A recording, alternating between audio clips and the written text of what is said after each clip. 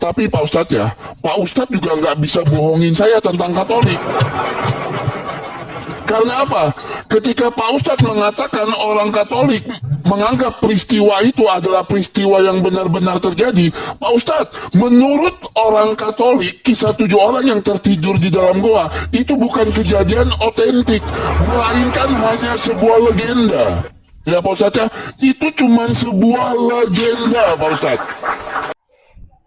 Iya, diskusi yang luar biasa antara Ustadz Yusuf PI bersama dengan Bang Oki.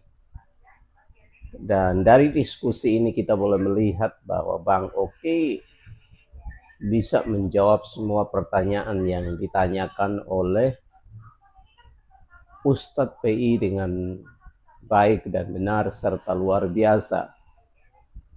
Dan tentunya diskusi ini sangat seru karena memang mereka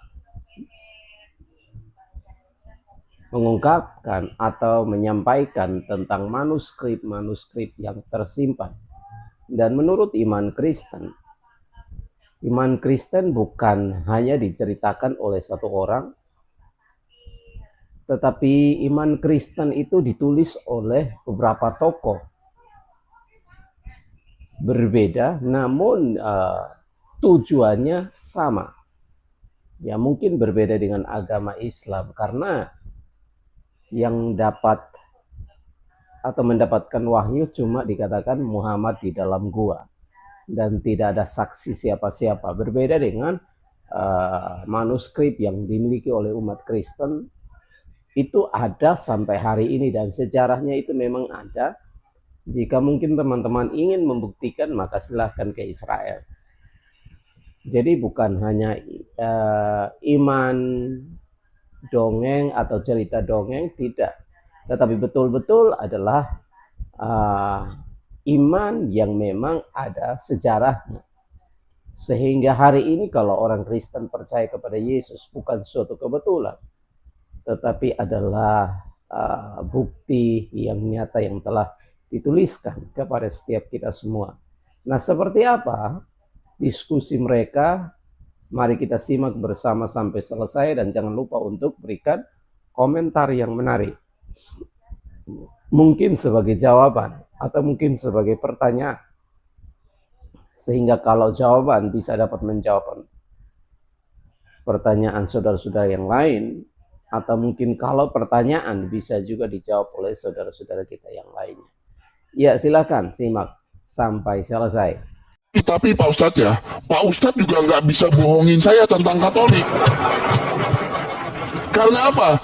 Ketika Pak Ustadz mengatakan orang Katolik menganggap peristiwa itu adalah peristiwa yang benar-benar terjadi, Pak Ustadz, menurut orang Katolik, kisah 7 orang yang tertidur di dalam goa itu bukan kejadian otentik, melainkan hanya sebuah legenda.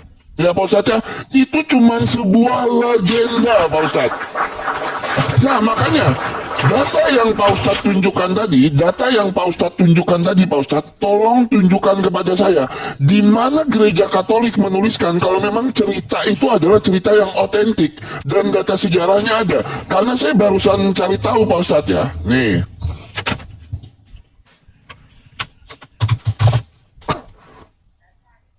Nih ya, sebentar ya.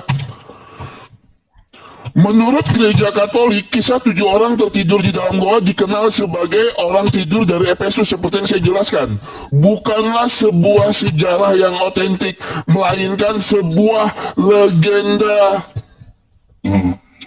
Itu Pak Ustadz. Makanya nanti saya tolong minta Pak Ustadz tunjukkan data dan dalilnya. Ya, tolong Pak Ustadz tunjukkan di mana dari sumber website yang Pak Ustadz bawakan tadi yang mengatakan menurut gereja Katolik itu adalah peristiwa yang benar-benar terjadi. Walaupun saya bukan orang Katolik, teman-teman Katolik saya minta izin ya teman-teman ya, karena menurut yang saya pahami dan saya pelajari, gereja Katolik pun beranggapan memang cerita 7 orang yang tertidur di dalam goa itu adalah legenda masyarakat. Ya, tentang 7 orang Efesus yang tertidur di dalam goa. Lah, kalau Pak Ustadz, seandainya pun Pak Ustadz, menurut gereja Katolik itu adalah cerita yang otentik, Pak Ustadz, kenapa datanya harus menggunakan gereja Katolik, Pak Ustadz? Loh, Al-Quran itu kan firman Tuhan, Pak Ustadz. Kenapa mengambil cerita dari gereja Katolik, Pak Ustadz? Ya, itu yang kedua. Yang ketiga, pertanyaan saya sama Pak Ustadz, tunjukkan satu ayat saja di dalam Al-Quran, Pak Ustadz Yusupei, di mana Allah, Pak Ustadz, berfirman kepada Nabi Muhammad. Pak Ustadz jawab, katakanlah Muhammad. Pak Ustadz, saya tidak bertanya perintah, Pak Ustadz. Ya, saya tidak bertanya perintah. Yang saya tanya, misalnya nih Pak Ustadz, kan ada salah satu ayat di dalam Al-Quran ketika Allah, Pak Ustadz, berfirman kepada Nabi Musa. Di situ tertulis secara letterlek, berfirman. Di mana Allah, Pak Ustadz, berfirman kepada Nabi Muhammad. Sama seperti ketika Allah, Pak Ustadz, berfirman kepada Musa. Itu dulu, Pak Ustadz. Ya, itu dulu kita harus cari tahu dulu itu, Pak Ustadz. Ada nggak data dan dalilnya, Pak Ustadz? Silakan Pak Ustadz tunjukkan itu menggunakan data dan dalil. Ya, masalah cerita 7 orang yang tertidur di dalam goa menurut pandangan gereja Katolik, kalau memang itu adalah sebuah peristiwa otentik, ya, dan bukan kejadian legenda, dan bukan cerita legenda, tolong Pak Ustadz tunjukkan juga sumbernya. Karena yang saya pahami dan saya pelajari, gereja Katolik pun beranggapan kalau 7 orang yang tertidur di dalam goa itu adalah cerita legenda masyarakat tentang 7 orang Efesus, ya Pak Ustadz, ya. Itu. Silakan Pak Ustadz jawab menggunakan data dan dalil. Nah, ayat Alkitab, saya minta tolong Pak Ustadz sebutkan ayatnya, ya. Tolong Pak Ustadz sebutkan ayat Alkitabnya, biar nanti saya jawab. Silakan teman-teman Kristen, posting ulang dulu ya teman-teman, posting ulang dulu yuk. Ini memang akun kita ini bermasalah ini kayaknya. Oke, bentar, giliran saya ya. Sebentar ya Pak Ustadz, ya. Ngapain kau pakai kopiah juga?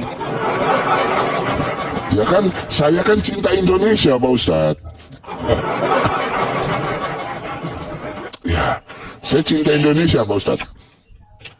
Oke, ya kawan-kawan semuanya, Bang Oki minta tunjukkan katanya di mana datanya. Baik nih, kita akan tunjukkan datanya kepada Bang Oki. Ya, tentang nih kita bisa buka di museum Turkish Museum. Ya, kisah kuno Ashab Al-Kahfi atau 7 orang yang tertidur, peninggalannya nih. Ya, tuh kisah kuno Ashab. Bang Oki nanti bisa baca ya, nih screenshot. Websitenya Pak Ustadz, websitenya Turkish Museum. Oke, siap. Ya, .com, translate Google. Nah, di sini ada diceritakan semuanya, ya. Oke. Jadi saya nggak perlu menceritakan ini dan Anda bisa pelajari sendiri nanti. Ya. 1. Udah yang saya jawab. Terus ya, Bang Oki tadi meminta di mana katanya Nabi Muhammad SAW itu langsung difirmankan Allah. Maksud Bang Oki itu seperti apa gitu? Kagak melewati malaikat Jibril atau seperti apa maksudnya? Allah berfirman kah kayak gitu? Atau dicarinya seperti itu tulisannya? Allah berfirman, Muhammad katakanlah begini begitu. Apa kayak gitu? Agak rancu jawab ininya ya teman-teman. Pertanyaannya ngambang gitu loh. Yang mana yang maunya? Karena apa? Ada beberapa di situ Bang Oki yang membuat saya itu, ya menurut saya pertanyaannya itu seperti apa?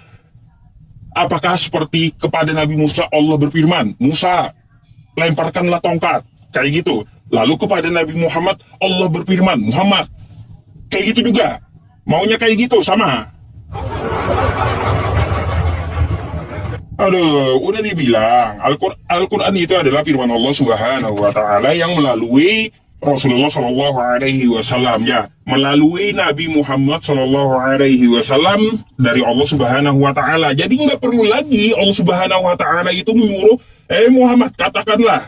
Hei Muhammad, Allah berfirman tulis. Ada kayak gitu. Jadi nggak perlu Allah berfirman. Muhammad, katakan sama mereka. Nggak kayak gitu Quran tuh. Jadi Bang Oki, ya kalau maunya seperti apa? Apakah langsung dari Allah ke Nabi Muhammad tanpa melalui malaikat Jibril atau gimana? Karena metode penurunan wahyu itu banyak gitu. Banyak. Yang seperti apa yang Anda mau? Pertanyaannya blunder masalahnya. Jadi saya belum bisa memastikan yang seperti apa yang Anda katakan gitu ya. Terus untuk permasalahan Matius 27 nomor ya, nih PR Bang Oki, tolong tunjukkan datanya di mana, sejarahnya di mana. Nah, di sini kan teman-teman semuanya kita dapat melihat ada zombie kudus yang lagi bangkit. Zombie kudus ini ya, dan kuburan-kuburan terbuka, dan banyak orang yang kudus yang telah meninggal. Sebutkan ayatnya Pak Ustadz, ayatnya. Matius 27 nomor 52 ya. Ini ada nih orang yang mati bangkit dari kuburannya. Setahu saya yang bangkit dari kuburan tuh zombie gitu. Zombie.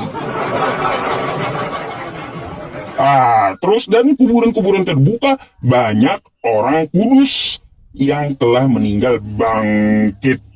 Ya, jadi ini kuburannya di mana? Terus kotanya kota kudus, kota apa? Apakah Yerusalem yang dimaksud? Atau ya siapa saja yang bangun gitu ya? Bangun dari kematian, ada berapa orang? Ini spektakuler ini.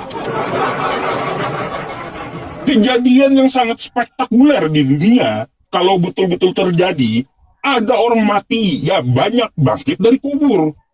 Kan kayak gitu. Masa nggak ada sejarahnya? Pasti adalah di luar Alkitab kan kayak gitu. Siapa sih yang menemukan seperti itu? Nah, tolong ditunjukkan kepada saya di luar Alkitab. Ya, adakah orang Yerusalem yang menuliskan tentang zombie kudus ini? Mungkin ada orang Yerusalem dalam catatannya dia melihat orang-orang dari kuburan bangun jalan ke Palestina pada saat itu. Mungkin ada apanya ya? Ada robekan lah sedikit gitu dari kertas catatan orang terdahulu tentang masalah zombie kudus nih. Ya, silakan. Oke, siap. Sebentar ya teman-teman ya, sebentar ya. Bentar. Error ini kayaknya. Silakan Pak Ustadz yang undang aku.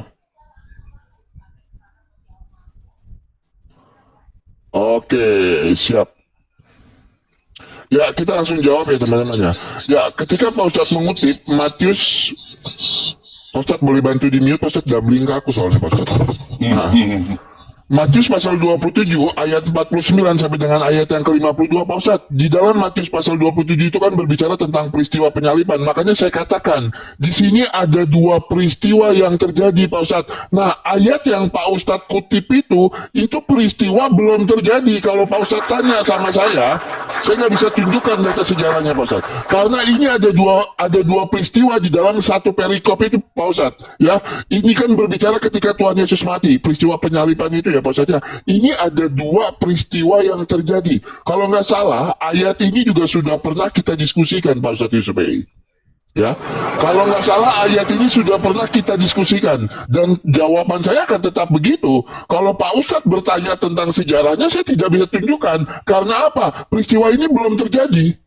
Itu Pak Ustadz. Ya, ini saya pernah diskusikan sama Pak Ustadz Yusuf. Makanya saya katakan tadi, kalau Pak Ustadz mengutip ayat ini peristiwa yang belum terjadi Pak Ustadz. Ya, itu yang pertama.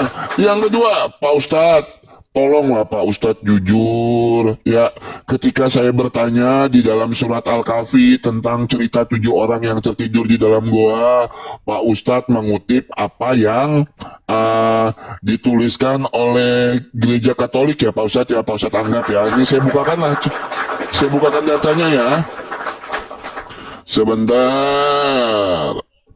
Oke, ini bahasa Inggris ya Pak Ustadz ya. Ini bahasa Inggris nih sayangnya nih Pak Ustadz. Tidak ada diksi di sini Pak Ustadz. Tidak ada diksi di sini setelah saya baca tadi ya. Di sini tidak ada diksi kalau mengatakan peristiwa ini adalah peristiwa yang terjadi. Bahkan kalau kita lihat Pak Ustadz, di sini ada beberapa lokasi yang berbeda yang digambarkan seperti peristiwa itu. Ya, ini ada beberapa lokasi Pak Ustadz yang berbeda yang menggambarkan peristiwa itu. Tapi tidak mengatakan kalau peristiwa itu adalah peristiwa yang benar-benar terjadi.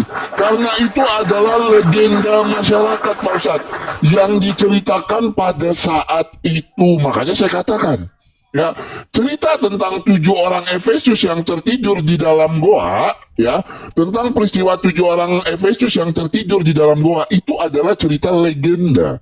Ya, tapi yang saya bingung sama Pak Ustadz, ketika Pak Ustadz menjawabnya menggunakan sebuah website dan mengais-ngais di literasi gereja Katolik,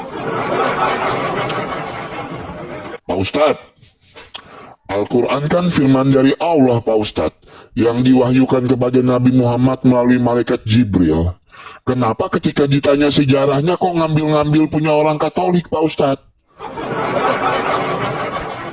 Kenapa? Makanya saya tanya, apa tujuan Allah Pak Ustadz menceritakan itu tadi? Ya?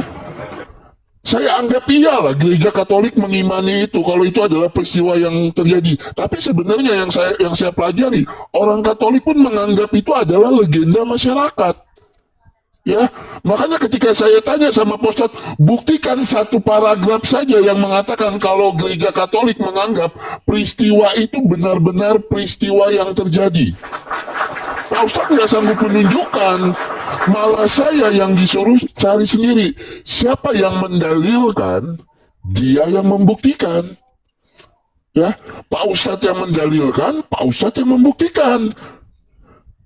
Itu yang pertama. Yang kedua, Pak Ustadz bilang pertanyaan saya rancu. Bukan pertanyaan saya Pak Ustadz yang rancu. Karena memang Pak Ustadz nggak bisa jawab. Saya contohkan begini. Di Al-Quran Pak Ustadz kan ada tertulis secara eksplisit Pak Ustadz. Ketika Allah Pak Ustadz berfirman kepada Nabi Musa. Itu kan ada tertulis secara eksplisit. Ya. Nah yang saya tanya, di mana tertulis secara eksplisit Pak Ustadz? Ketika Allah Pak Ustadz berfirman kepada Nabi Muhammad. Itu loh. Mana Pak Ustadz? Datanya mana? Tolong Pak Ustadz tunjukkan. Biar diskusi kita maju. Biar diskusi kita tidak stuck di sini Pak Ustadz. Ya, biar diskusi kita nggak stuck di sini. Biar diskusi kita maju Pak Ustadz. Tolong Pak Ustadz Yusuf ini tunjukkan dulu data dan dalilnya. Oke, sebentar teman-teman. Silakan Pak Ustadz.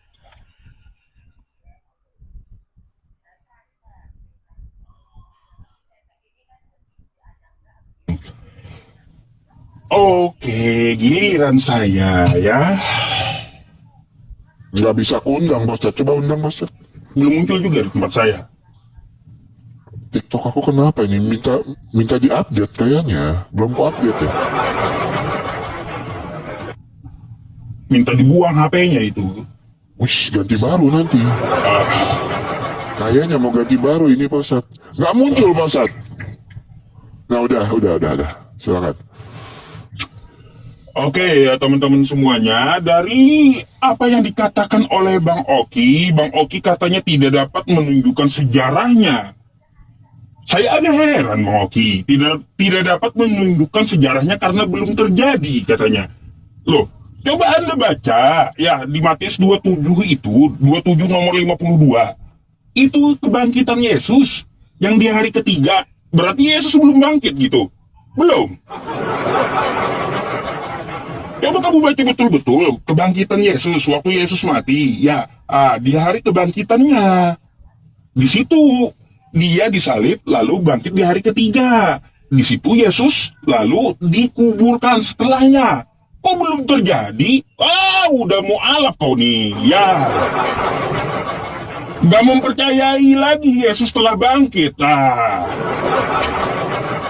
Gimana sih itu cerita Yesus bangkit di hari ketiga? Gimana sih? Perlu kamu tahu, tunjukkanlah sejarahnya sama saya. Di hari kebangkitan Yesus yang ketiga, banyak zombie kudus jalan-jalan ke kota. Aduh, terus gini Bang Oki, ya, untuk permasalahan nih, ya, yang ini tadi, Anda mengatakan ini, ya, ini adalah sebuah legenda dengan artikel yang tidak jelas. Coba kamu, ya Bang Oki, ya, kalau mau membantah ini, tunjukkan sama saya, ya, tunjukkan sama saya bahwa ini adalah bantahan untuk museum Turki. Oke? Karena di sini ada peninggalan-peninggalannya. Nih, ada beberapa fotonya yang dilampirkan. Lalu kamu katakan ini legenda. Orang kok museumnya ada? Dikatakan legenda apa? Museumnya ada. Peninggalannya ada. Ayo. Aneh aja kalau dikatakan legenda. Kan kayak gitu. Ntar Bang Oki ini dikeroyok Katolik juga habis ini nih.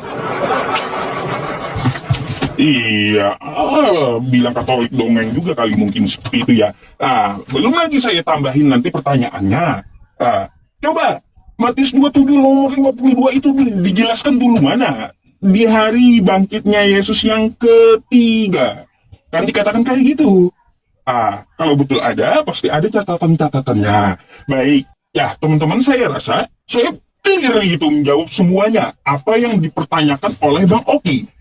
Saya mau tambah pertanyaan, tapi Bang Okinya aja satu saya kasih, pusing dia nggak nunjukin. Pusing, nggak ada sejarahnya katanya. Kayak gimana?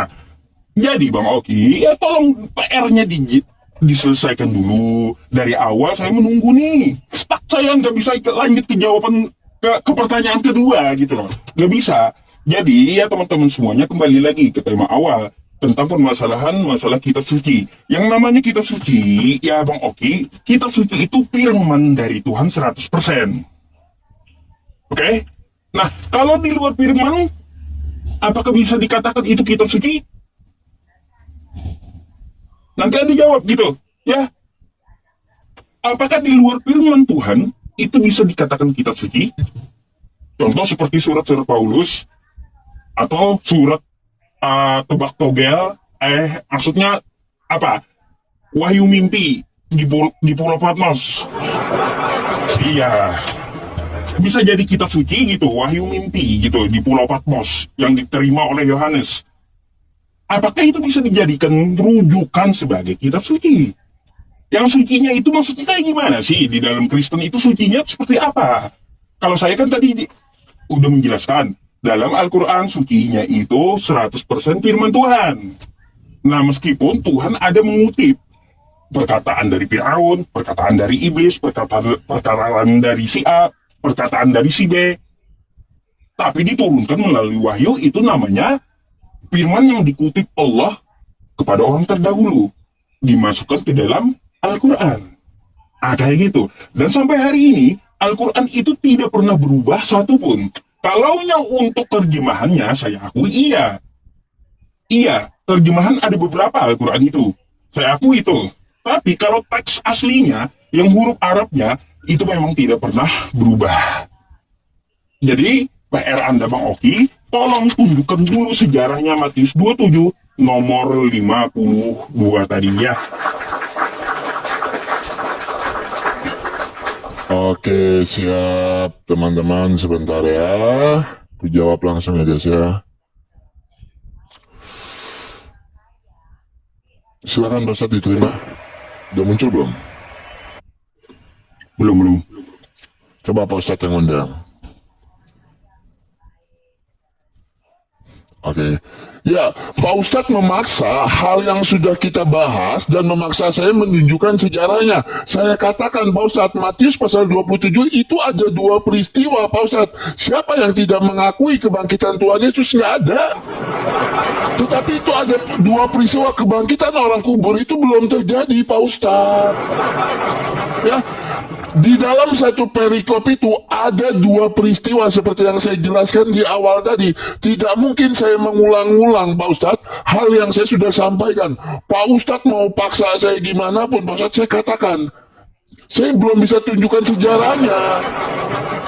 Karena memang peristiwa itu belum terjadi. Di dalam satu perikop itu ada dua peristiwa, Pak Ustadz. Ya, ada yang sudah terjadi, ada yang belum terjadi. Makanya saya tunjukkan tadi di awal ayatnya. Itu yang pertama. Yang kedua, Pak Ustadz tadi mengatakan ini adalah bukti tentang kebenaran iman Pak Ustadz, tentang cerita 7 orang yang tertidur di dalam goa. Pak Ustadz, ini museum, Pak Ustadz. Ini kan data yang Pak Ustadz bawa, kisah kuno Eshab nih kan. Ini yang Pak Ustadz bawa, kita baca di sini. Meskipun berasal dari apa? Teks-teks kuno India, kisah 7 penidur Dor.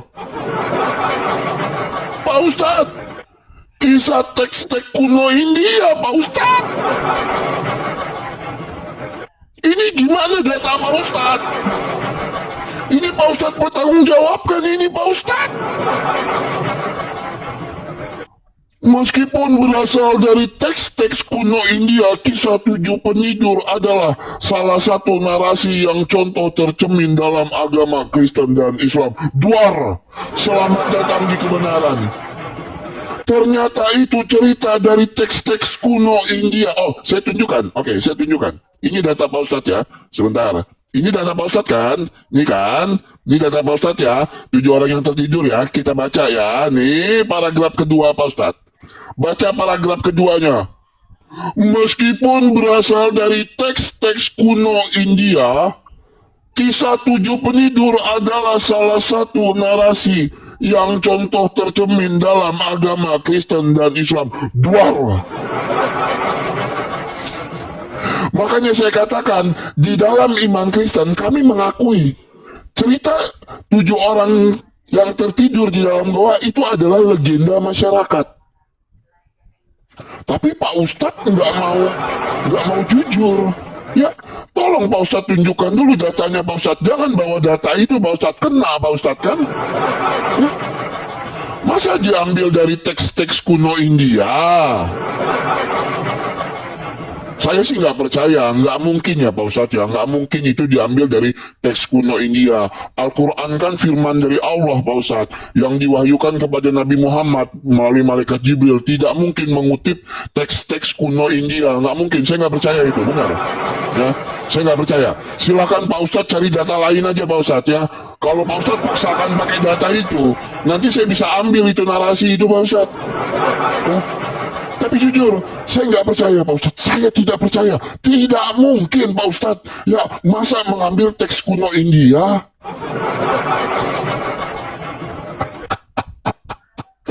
Itu yang kedua, teman-teman.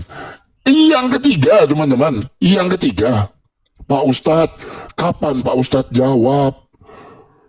Allah berfirman kepada Nabi Musa, ada di dalam Quran Pak Ustadz. Di mana Allah berfirman kepada Nabi Muhammad, Pak Ustadz? Ya, Pak Ustadz tadi kelamaan bahas Alkitab, lupa ya kan? Kan ada tuh Pak Ustadz secara eksplisit Pak Ustadz. Ketika Allah Pak Ustadz berfirman kepada Nabi Musa, ya, kepada Nabi Muhammad mana Pak Ustadz? Ketika Allah Pak Ustadz berfirman kepada Nabi Muhammad, nanti Pak Ustadz juga tolong jawab menggunakan data dan menggunakan dalil ya Pak Ustadz ya teman-teman. Bantuan teman-teman, Pak Ustadz. Sisa berapa menit aku Pak Ustadz? Sisa berapa menit Pak Ustadz? Masih lama nggak Pak Ustadz? 30 detik. Oke, jadi gini, Alkitab itu bukan kitab yang gedebuk turun dari langit langsung jadi sebuah kitab. Enggak, Pak Ustadz. Tetapi Alkitab itu berisi ajaran yang diajarkan Tuhan Yesus kepada murid-muridnya. Dan juga diselipkan cerita-cerita, Pak Ustadz. Karena apa? Itu sebagai bahan pembelajaran kepada kita. Itu. Nah Pak Ustadz, karena saya kan sampai jam 9, saya udah live dari jam 6 lewat tadi kan, gitu. Pak Ustadz boleh ambil waktunya 10 menit, nanti saya closing statement 5 menit, silahkan Pak Ustadz. Teman-teman kencengin tap-tap layarnya guys, ya. Nih diskusi kalau nggak ada persiapan begini nih, ngalur ngidul ya kan teman-teman. Oke ya. Pertama-tama ya, di sini Bang Oki sebaiknya dibaca dulu dah ya. Kalau Bang Oki mau membaca artikel itu jangan dibaca sepenggal gitu. Kayak ayat-ayat Bible-nya Bang Oki dibaca sepenggal kan nggak bisa. Ya, meskipun katanya berasal dari teks-teks kuno India, kisah tujuh penidur adalah salah satu narasi yang contohnya tercermin dalam agama Kristen. Kristen sendiri yang bikin hoax. Dan Islam, agama yang dianut oleh jutaan orang. Ayo, ada puluhan tempat yang konon menjadi tempat tinggal tujuh penidur, 4 tempat yang menunjukkan kemiripan yang paling besar dengan narasi dalam teks-teks suci tersebut berada di wilayah Turki. Kan gitu. Mari kita telusuri kisah kuno ini sebelum menjelajahi tempat-tempat tersebut. Nah, di sini baru diceritakannya. Ada beberapa cerita dan ada beberapa peninggalannya. Kan kayak gitu, artefaknya. Oke? Dan ini ada juga stempelnya. Ya, nah, oke, Anda bisa lihat menunya. Tuh, oke, tuh satu. Terus yang kedua, ya Bang Oki, ini saya lupa tadi, ya kalau tidak diingatkan oleh Bang Oki, betul. Di mana ayatnya Nabi Muhammad SAW langsung berbicara kepada Allah. Ya, nih. Bang Oki, saya udah siapkan jawabannya dari tadi, cuma lupa saya menampilkan gitu ya. Contoh di Quran surah Al-Anfal ayat 64, ya ayyuhan nabi, tuh. Ya, hai nabi, langsung aja Allah tidak lagi memerintahkan, tapi langsung berbicara langsung dengan nabi. Hai nabi, nah tuh ya. Terus di Quran surah Al-Ahzab 45. Di sini Allah juga mau nyapa Nabi dengan sebutan langsung, hai Nabi. Nah, ya. Nah, tuh ada juga lagi nih Al-Maidah 67 nih, banyak kali ayatnya ya. Hai Rasul. Tuh. Terus banyak ratusan lah mungkin dah ya. Pertanyaan ecek-ecek itu, untung diingatkan juga ya. Untung diingatkan oleh Bang Oki pertanyaan ecek-ecek tersebut. Ya Bang Oki, ya sebenarnya andai Bang Oki tidak menutup 10 menit, ya maka saya akan bertanya satu hal lagi. Tapi mungkin kita besok bisa PK kembali, Bang Oki, saya minta ya untuk satu pertanyaan saya ini. Anda cari dulu 1 hari penuh jadi PR. Ya, silahkan datanya. Jadi Bang Oki, saya meminta ya, coba Anda buka di Yohanes 8. Yohanes 8.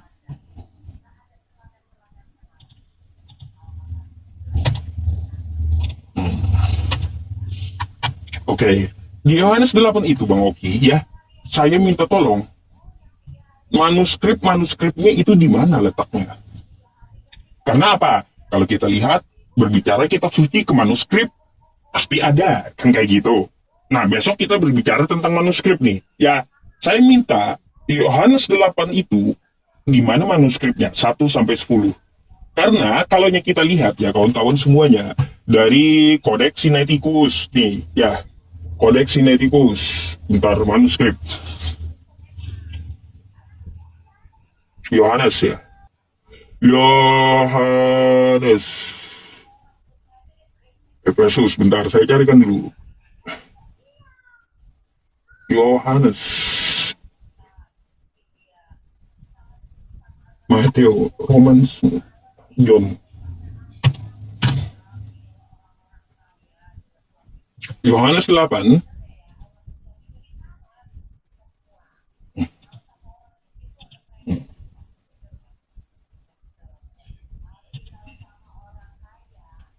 Yohanes 8. John ya, John, bukan Joel. Ntar.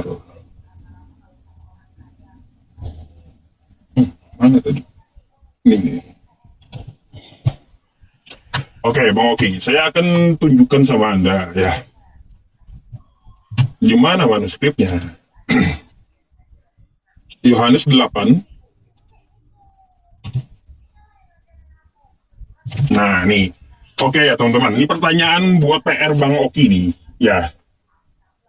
Waktunya habis. Ambil lagi, Bang Oki, sekali. Oke. Nih. Kalau kita lihat di dalam Alkitab ya, kawan-kawan. Yohanes 8, ya, itu diawali dengan Yohanes 8 nomor 1. Kan gitu, ya. Nah, kodeks tertua dari Sinaiticus yang saya pakai, ya, dari bahasa Yunani yang asli, ini kenapa nih? Tidak ada ayat 1 sampai 10-nya, gitu ya. Ini penggalannya sampai 11 nih, ya. Kok langsung loncat ke 12, gitu. Langsung loncat ke 12 dia. Kalau kita lihat kan di sini Yohanes 8 nih ya, ada satunya nih, 81. Coba kalau kita lihat di sini, langsung loncat 12 dia. Jadi tolong besok ya, entah Bang Oki mau gali di mana itu ya, terserah aja. Gali dalam sumur kayak, dalam apa kayak ya, carikan saya 1 sampai 11-nya. Karena nggak ada teman-teman. Tuh ya, nggak ada. Ini kodeks Sinaiticus adalah kodeks dari abad keempat, paling tua milik Kristen. Ya, oke? Nah, maka dari itu, Bang Oki, ya itu PR buat Anda. Saya menagih besok. Entah Bang Oki mau kembali atau tidak, saya nggak tahu. Ya. Oke ya teman-teman semuanya, itulah PR buat Bang Oki untuk pertanyaan Hai Nabi, terus masalah gua juga ya sudah kita bahas berkali-kali dan nggak mungkin kita berulang. Nanti saya akan membawakan aja yang lain-lainnya. Pembuktian masalah kitab suci itu tadi tidak dibahas Bang Oki juga. Karena apa? Karena yang namanya kitab suci itu tidak bercampur dengan tangan makhluknya. Nggak bercampur dengan ideologi makhluknya gitu. Jadi harus 100%. Dan ada jaminan. Kalau kitab itu suci dari Tuhan, maka tidak ada keraguan. Atau tidak ada yang bisa membuat seperti dia ya di muka bumi ini. Kumpulkan jin dan manusia buat semisal Al-Quran. Gak akan bisa. Coba kalau kita teman-temannya. Pada hari ini, kita semua agama di Indonesia aja atau di seluruh dunia, yang kitab sucinya akan hilang. Kristen, Hindu, Buddha, ya, terus Konghucu, Kristen Protestan, Islam. Dari 6 agama ini, ya, andai kitab sucinya hilang semuanya, agama mana yang bisa gitu, yang bisa mengembalikan kitab sucinya seperti sedia kala? Apakah Kristen? Gak mungkin. Kenapa? Karena kalau di kitab Kristen, saya mengetahui Bang Oki, di Lukas 1 sampai 3 ya, di situ dikatakan bahwa Lukas mencari kitab itu berasal dari penyelidikan, bukan dari firman Tuhan gitu.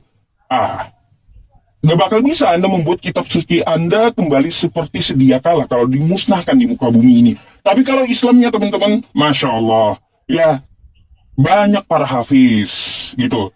Al-Quran dalam kepala mereka. Berkumpul aja kami, tinggal berkumpul umat Islam gitu. 1 jam beres, jadi 1 Al-Quran lagi. Beres gitu. Seperti sedia kala kami menyediakan kitab suci kami gitu.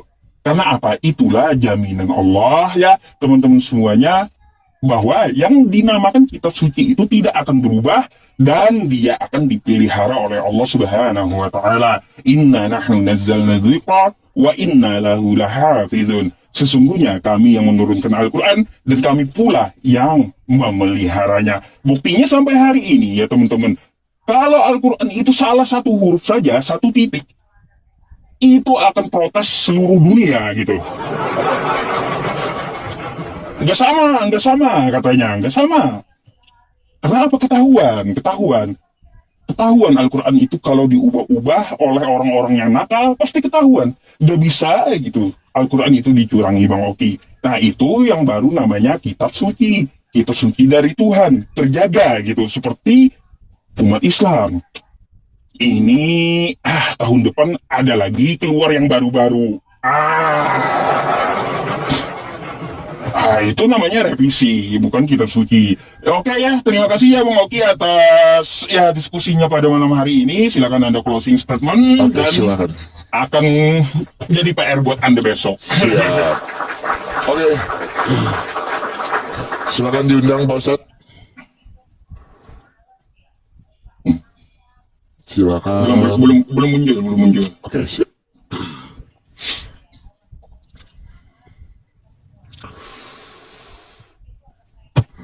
Oke, siap ya, teman-teman. Ketika Pak Ustadz Yusuf PI mau membahas manuskrip dengan kita orang Kristen, ini saya cuma mau katakan Pak Ustadz sungguh nekat yang nyata. Nanti kalau saya tanya, memangnya ada manuskrip Pak Ustadz? Ya, yang saya tahu cuma ada 2 di Birmingham Pak Ustadz. Ya, sungguh nekat Pak Ustadz ketika mau membahas manuskrip sama orang Kristen. Pak Ustadz, saya mau katakan begini, besok saya akan tunjukkan data dan dalilnya. Alkitab itu dikanonkan bukan dari satu kodeks saja, tetapi dikanonkan dari berbagai macam kodek. Misalnya di Sinaiticus itu tidak ada, biasanya ada di kodek lainnya, Pak Ustadz ya. Maka jadilah satu Alkitab yang sempurna. Itu.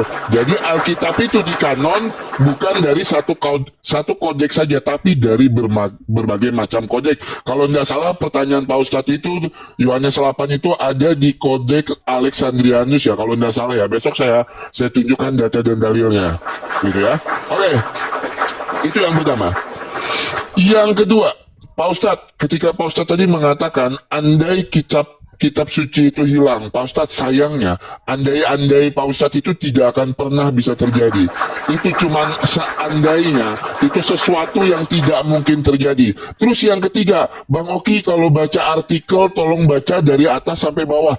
Kalau ku baca sampai ke bawah Pak Ustadz makin kena.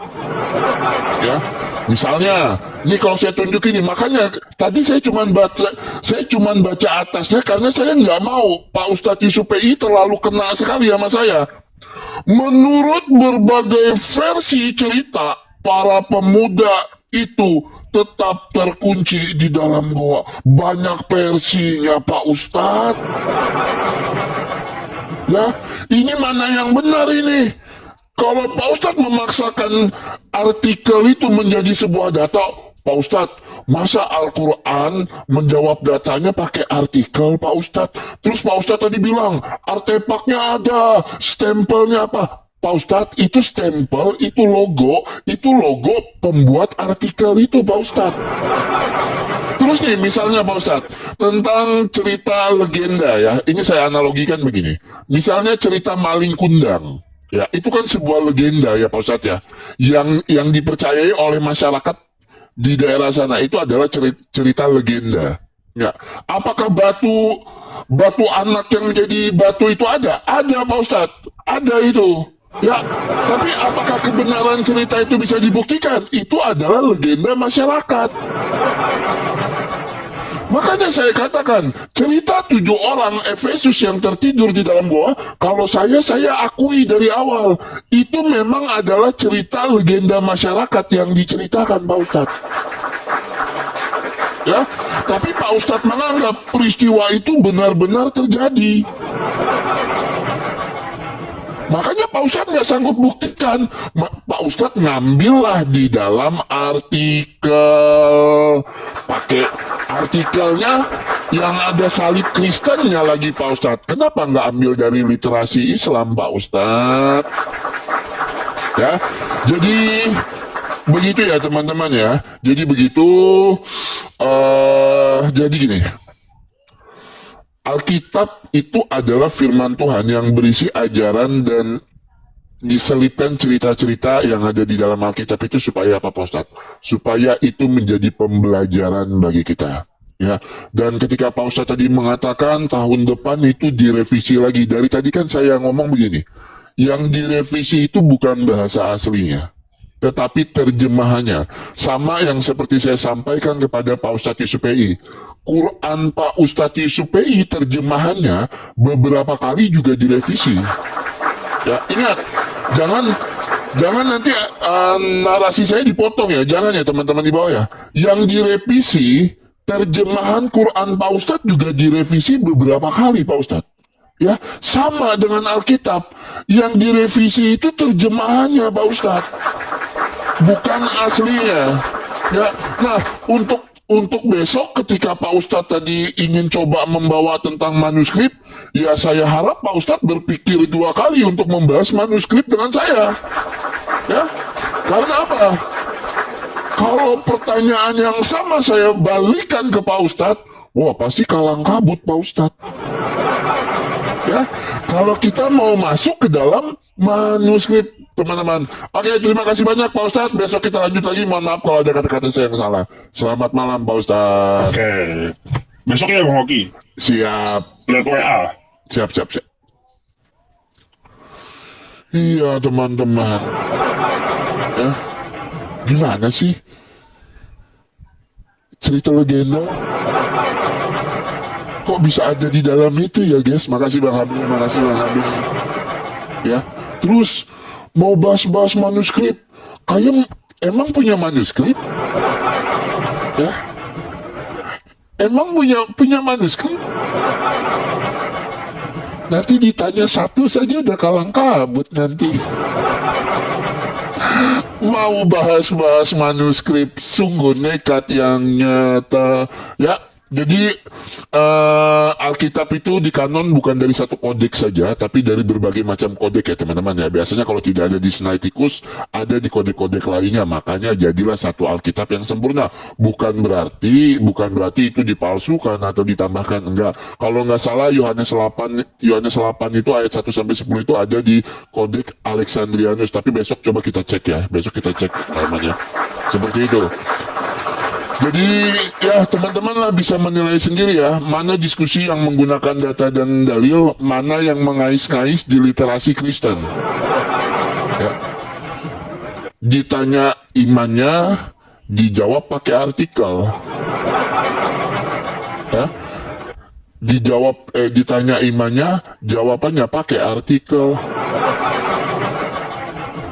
Aduh, sungguh nekat yang nyata. Awas kau ditangkap, framing, awas kau ditangkap. Tuh kan, kalau udah diskusi babak belur, ujung-ujungnya awas ditangkap, framing. Oki menghujat. Begitu. Kalau sudah debaternya babak belur, ujung-ujungnya Oki tangkap, Oki menghujat, tangkap. Kau ngarang Oten, Apa yang saya karang? Buktikan karangan saya naik ke atas ini. Wah, di dalam iman Kristen, 7 orang Efesus yang tertidur di dalam goa, saya bisa buktikan itu di dalam Alkitab, itu diceritakan. Tetapi itu adalah legenda masyarakat. Ya, itu adalah cerita legenda. Mana yang saya framing, dan itu ada di dalam Alkitab. Apa yang saya framing? Mohon maaf, saya nggak framing apa-apa. Makanya saya bertanya, kenapa kau tiba-tiba kesurupan? Kenapa kau tiba-tiba ngomong awas ditangkap? Aduh, ya gawat teman-teman, sungguh nekat yang nyata. Oke, ada yang mau naik kah? Atau ada teman-teman yang mau diskusi, kita buka komal kan malam? Oh, ini ada Yuda nih, sebentar kita naikkan. Ya teman-teman, udah 3 jam guys. Kau sudah siap untuk training lagi ya, sendiri kau ngomong, kau bilang manuskrip manuskrip kitab kalian memang hilang. Kalau Al-Quran lengkap, jangan kau ngada-ngada. Mana datanya? Nanti Mana kau masuk datanya? penjara Mana? kau, Longor. Siapa bilang hilang? Sejak kapan saya ngomong hilang? Nah, jangan kau Kapan saya framing-framing. ngomong nggak ada? Saya Jangan nggak kau ngomong. framing, Al-Quran Kapan itu saya ngomong lengkap. nggak ada? Kenapa kau panas? Kalau Alkitab Kenapa kau kau memang kejang-kejang? hilang. Hilang Kenapa dimakan kau keledai. kesurupan? Kenapa kau kesurupan? Kitab kau dimakan keledai. Yang dimakan kambing apa ya? Tiba-tiba kesurupan. Kolor Tuhan di mana? Kolor Tuhan. Coba. Di mana kolor Tuhan? Apalagi di Biblemu kolor Tuhan aja nggak dapat sampai sekarang. Udah. Coba kau buka kameramu kalau berani. Coba buka kameramu kalau berani. Mau framing. Mana framingan saya mana? Buktikan framingan saya. Apa framingan saya? Kau bilang Kami lah apa? dongeng masalah 7 cerita yang di gua kau bilang dongeng. 7 orang Tahu. tertidur. Sebentar, di dalam Alkitab 7 orang Efesus yang ada di dalam yang tertidur di dalam goa itu memang legenda masyarakat. Ya memang isi kita tuh dongeng semua. Kenapa kau panas? Saya bahas Alkitab, dongeng. bukan bahas imanmu. Semua Kenapa dongeng. kau kesurupan? Kitabmu memang dongeng. Kenapa kau kesurupan? Al-Quran itu Kenapa kau nyata. kesurupan? Al-Quran itu nyata. Kalau kitab Kenapa memang kau dongeng. kesurupan? Terus ngancam-ngancam Kitabmu memang kenapa? dongeng. Biblemu dongeng.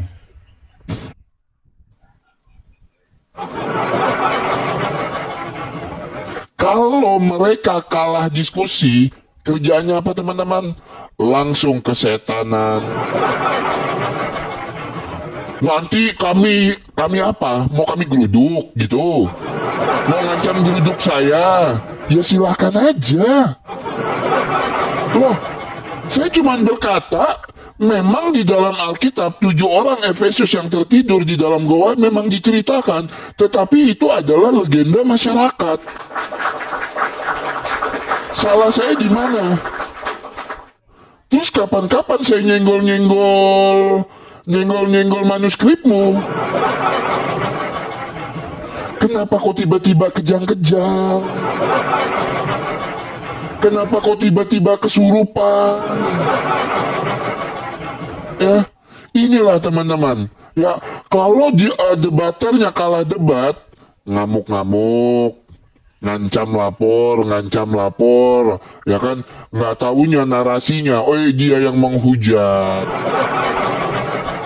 Dihujat balik kejang-kejang, tapi sayangnya teman-teman, kayak perempuan enggak berani buka kamera, cuman berani pakai akun fake. Aduh, sungguh nekat yang nyata. Ya, jadi begitu. Ya, kalau ada yang mau melaporkan saya, ketika saya mengatakan di dalam Alkitab memang diceritakan 7 orang yang tertidur di dalam goa, ya 7 orang Efesus yang tertidur di dalam goa itu adalah legenda masyarakat dan itu diceritakan di dalam Alkitab, silakan. Ya, saya bahas iman saya kok, bukan bahas imanmu kok. Kenapa kau yang kesurupan, Kadun? Ya, takut loh. Yang takut itu yang nggak berani open cam. Wajahku jelas, mukaku jelas, alamatku jelas. Ya, diskusi kok main ngancam-ngancam, diskusi kok main nakut-nakutin orang, cemen. Aduh, inilah memang kelakuan orang oknum-oknum ini ya begini. Ya oknum aja bilangnya teman-teman ya, oknum-oknum. Oknum-oknum yang kesurupan, yang diskusi main ancam-ancam, ya ini dia orangnya. Diskusi kalah kok main ngancam-ngancam kesurupan. Orang bahas ayat Alkitab tentang 7 orang Efesus yang tertidur di dalam goa itu adalah legenda masyarakat, kok dia yang tersinggung? Ini loh, kok dia yang tersinggung? Itu kolor Tuhanmu mana? Nanti kalau kutunjukkan data yang aduh, nanti dibilang aku menghujat. Ya, Ya, bagaimana menurut pendapat teman-teman terhadap diskusi ini? Karena tentunya luar biasa dari kedua belah pihak, baik dari Ustadz juga makin keren, lebih juga dari Bang Oki juga tambah keren, ya. Semakin hari semakin bertambah ilmunya dan tentunya juga menambah ilmu bagi kita yang sedang belajar. Ya, harapannya adalah kita semua orang-orang Kristen semakin kuat imannya dan tidak mudah untuk digoyahkan oleh ajaran-ajaran palsu apapun yang ada di dunia ini. Karena memang banyak manusia memikirkan Tuhan hanya dengan secara logika dan merasa seolah-olah ingin mengatur Tuhan, ya. Dan manusia mencoba untuk mengukur kemampuan Tuhan, kemampuan Allah dengan logikanya yang sangat kecil atau dengan pikirannya yang sangat terbatas. Jadi kita harus tahu bahwa pikiran Allah tidak seperti yang kita bayangkan, ya. Bahkan dia berfirman bahwa sebelum kita memikirkan sesuatu, dia sudah memikirkannya, ya. Jadi harusnya kita sebagai orang percaya imani dan percaya bahwa apa yang Tuhan lakukan itu sudah luar biasa dan itu adalah kehendaknya untuk menunjukkan kasihnya kepada manusia. Kalau berbicara tentang penyaliban kematian Yesus, itu bukan berbicara tentang ketuhanannya saja, tetapi adalah dia membuktikan bahwa manusia yang berdosa itu harus mati. Maka dia rela untuk mati, menunjukkan kepada kita bahwa manusia akan mati seperti ini kalau tidak bertobat. Maka dengan cara dia menebus kita dengan tubuhnya sendiri. Jadi itu bukan karena Tuhan tidak mampu, tetapi adalah sebuah pertunjukan yang sangat spektakuler untuk setiap kita orang-orang percaya. Jadi berbahagialah mereka yang percaya, ya, tetapi celakalah bagi mereka yang menolak dia karena tidak percaya. Ya, demikian doa kami yang terbaik untuk Anda semua, tetap sehat. Mari kita terus kabarkan Injil, jalankan amanat agung, karena bisa melalui saudara membawa 1-2 jiwa untuk Tuhan, dan malaikat sorga akan bersorak-sorak karena hal itu. Tuhan Yesus memberkati. Sampai jumpa di video berikutnya.